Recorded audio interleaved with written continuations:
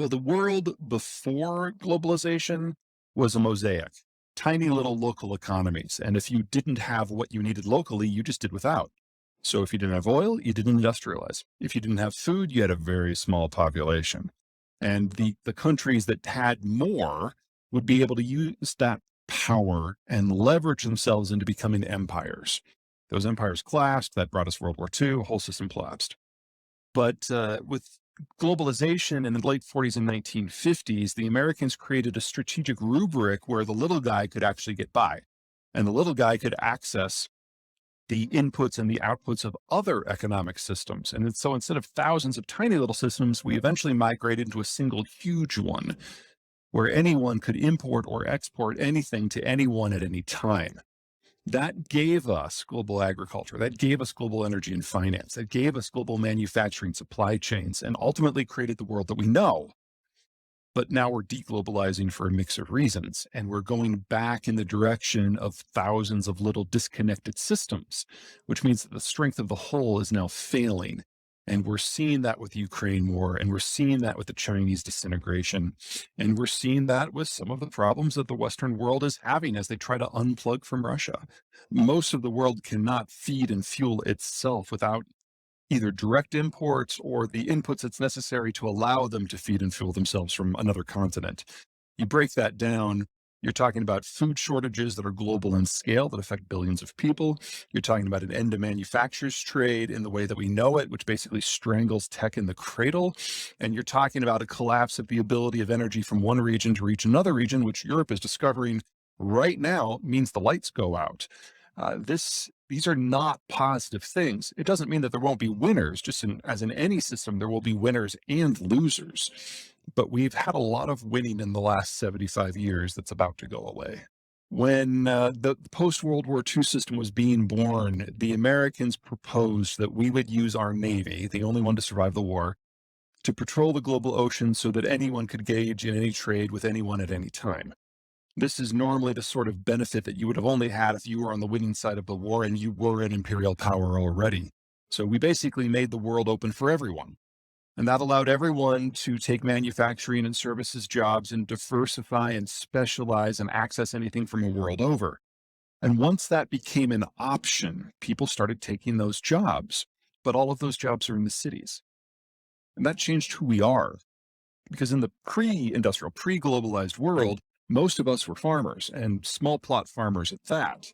But once we could move into the cities and take those more value-added jobs, it changed how the way we thought of families. On the farm, kids are free labor. You have a bunch. In the city, kids are really expensive habits. You have very few. You fast forward 75 years, and it's not that we're running out of children. That happened 40 years ago in most of the world. We're now running out of adults. And so we're in a ever accelerating population crash. Even if the Americans were willing to continue a 20th century strategic policy in a world where there's no longer a Cold War, we no longer have the population structure for consumption that allows globalization to work either. So whether it's the front end or the back end, this period in history is now over. And it's just a question of how we segue into whatever's next. The population busts in the advanced world started in the 1950s and 60s, and that spread to the advanced developing world in the 1980s to the 2000s, with China most aggressively in the 1990s. It's just that it takes a long time. For you to realize that a birth rate bust is leading to a population bust, that takes 30 to 50 years. Well, it's now been that in spades. So in the entire advanced world, populations are aging at the same time they are shrinking. And one other thing, when you industrialize for the first time, you don't just get roads and rail and electricity. You also get antibiotics and medical care. So China's probably the best example. They industrialized starting in the late 1980s. Their mortality rate collapsed. Their birth rate did not increase. It dropped as well. But because everyone was living longer, the population continued getting bigger. Well, you play that forward 40, 50 years. And now you've got so many people who are so old, they can no longer even have kids. So this population rubric belief looks at the core numbers, just sheer numbers. And by that, number for the last 40 years, yeah, the population's been getting bigger and bigger and more unsustainable. But if you look under the hood and look at the younger generation, it has been steadily vanishing now for long enough that we have run out of people of reproductive age to generate the next generation in much of the world, China included. And so, assuming nothing else goes wrong, assuming globalization folds, we're still looking at a population crash. We'll probably hit, what, 8 billion next year? We'll never hit 9, and it's going to be an accelerating fall off from this point. If you're 55, 60, 64, something like that, your kids have moved home, your house has been paid down, your incomes are high, your expenses are low, you are the richest you will ever be.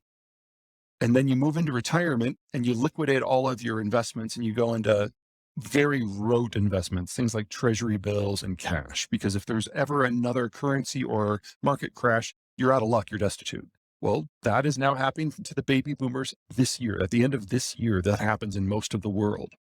And our richest generation ever, that is providing all the financial ballast that has allowed everything to happen, is going to basically take their marbles and go home. And in most of the world, there is not a generation coming up and behind them. The Gen X generation in the United States is very small, but it's even smaller relative to the boomers in the advanced developing world, or sorry, in the advanced world. So we know that the cost of capital is going to bare minimum quadruple in the United States. It will probably increase by a factor of 6 to 8 in most of the rest of the world, and it won't get better. Now, in the United States, 10 years from now, our millennial generation, which is a large generation, will enter that capital-rich demographic. But most of the rest of the world does not have a millennial generation of size. So we're going to get this split in capital costs with the Americans going one way, the advanced world going another way, and most of the developing world never having been able to become rich enough to play their own role. So we get to do all of this in a period of multi-decade capital shortages.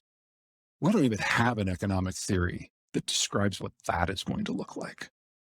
Well, the United States is the first world country in the best position demographically, and in terms of structurally, economically, it never invested its economy into globalization because it was a bribe. We basically created this environment so that people would be on our side versus the Soviets. So if we had invested our economy in it, we would have just been another empire, and there probably wouldn't have been all that many takers.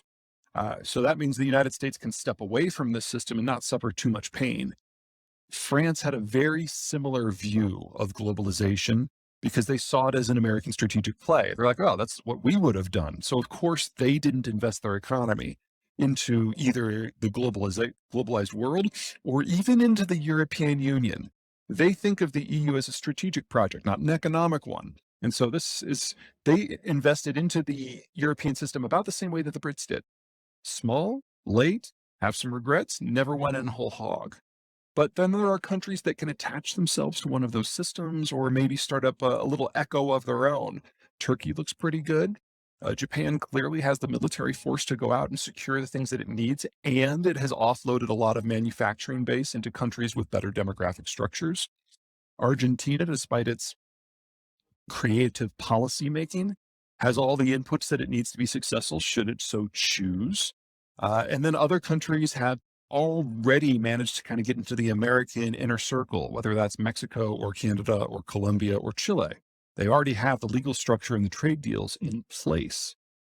Australia looks good because even though they're going to suffer a horrific recession as they adapt to some of the excesses of the last 30 years, they've got a stable population, they've got resources, they've got the raw materials, they've got an agricultural system that's hugely export oriented, and they're America's best friends. You can see countries latching on to some of the more successful systems and others trying to go their own way